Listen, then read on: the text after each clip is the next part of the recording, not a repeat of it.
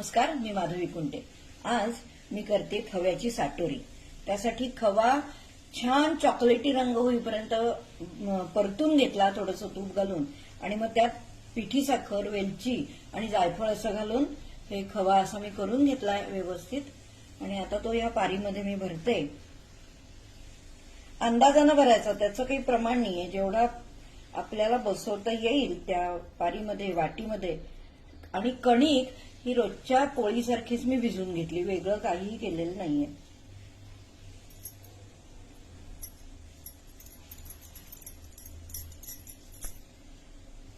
हा खवा मी भरून घेतला त्यात।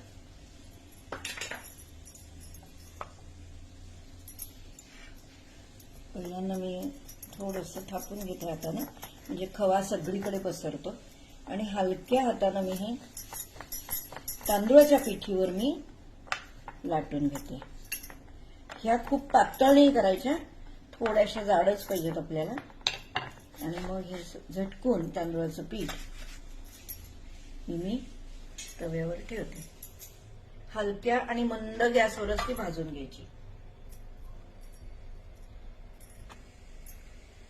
थोडंसं साजूक तूप लावून घ्यायचं। साटोरी उलट सुलट करताना दोन्ही बाजूने तूप लावून ती परत खरपूस भाजून घ्यायची। मंद गॅसवरच करायचं हे, नाहीतर पटकन जळते किंवा काळी होते मग साटोरी। अशी इतपत खरपूस भाजून घ्यायची दोन्ही बाजूनं।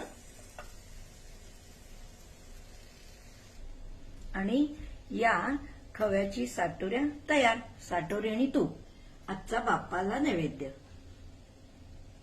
खव्याची साटोरी।